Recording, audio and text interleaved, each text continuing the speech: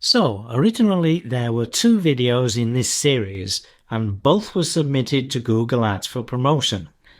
The first is still here on this channel, and it was accepted by Google Ads immediately, which is why it currently has more views than any of my other videos, although only a fraction of the likes that the second video earned.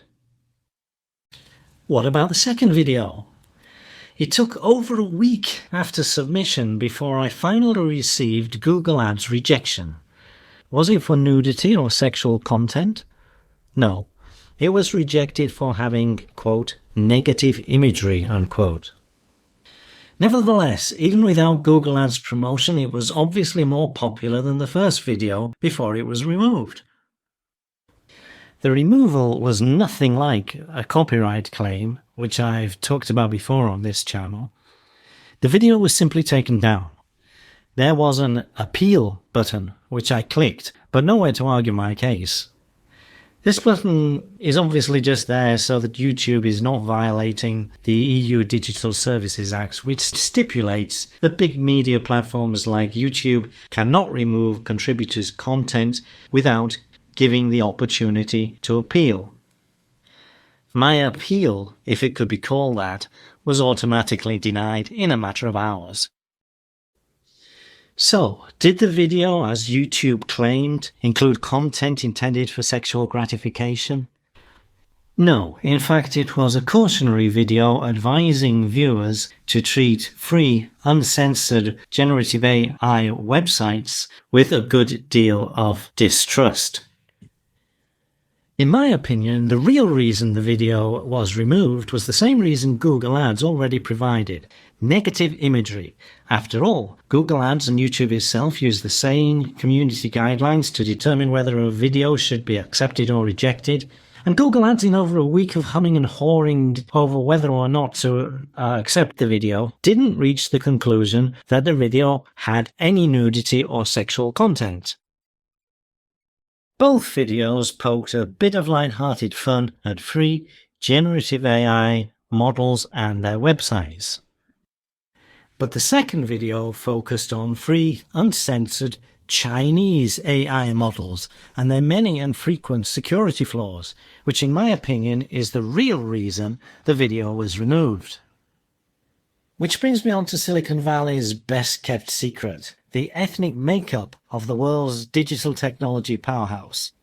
A staggering 18% plus of the workforce is Chinese. This does not mean what Chinese a little disparagingly call ABCs, American-born Chinese, although there are those too. Chinese Americans are more likely to identify as Americans. This 18% means Chinese from the People's Republic of China, Chinese citizens who are likely to identify first and foremost as Chinese. But at the end of the day, it doesn't matter how they identify themselves. What matters is how the government of China identifies them. And if they were born in China, they will always be regarded as Chinese, whether they have foreign citizenship or not. Now you may say just being Chinese doesn't mean they support the despotic regime in Beijing, any more than being Israeli means you support Netanyahu's brutal bombing of Lebanese civilians. There's some truth in this, but comparisons can't be taken too far. Israeli citizens are not obliged by law to cooperate with Israeli intelligence overseas. Chinese, regardless of location, are required to do the bidding of China's massive intelligence agency if they are instructed to. Refusing to cooperate means big trouble. If they can't get to the uncooperative Chinese citizen through instruments of China's ever-growing transnational repression, like their unofficial police stations, they will very likely follow the news the relatives back in China have been found guilty of some previously overlooked crime, typically tax evasion, and are facing prison sentences. Such messages usually get through, and many dissident Chinese become loyal servants of the CCP almost overnight, regardless of their inner feelings. Why would China's intelligence agency or its propaganda department care less about YouTube videos showing the PRC in a bad light?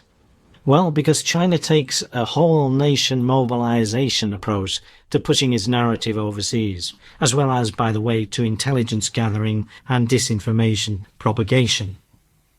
With a diaspora of around 45 million, in addition to all those citizens travelling abroad for only short-time work or study, it's very well placed to do that effectively.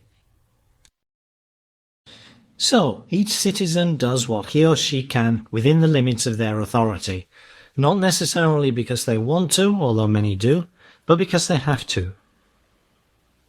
It's worth bearing in mind, however, that while all Chinese citizens are expected to do their bit while living overseas by helping to ensure that only positive views of the PRC get view time, once back in China, they are not only not required to promote China's narrative on foreign websites, they are prohibited from even viewing them. All major foreign social media sites, video and image sharing sites, blogs and so on, are blocked in China to ensure that nothing at odds with the Chinese Communist Party's narrative is viewed by Chinese citizens.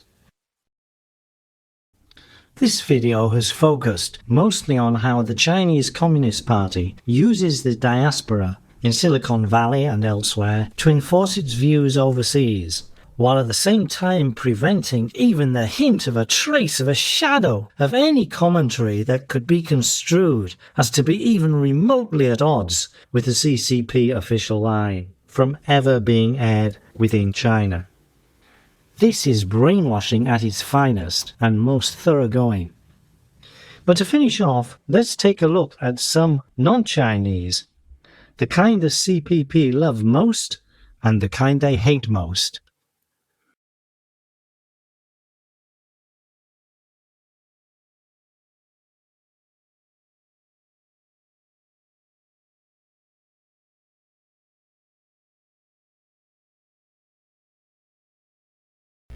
Wow, China's #1 in racism too.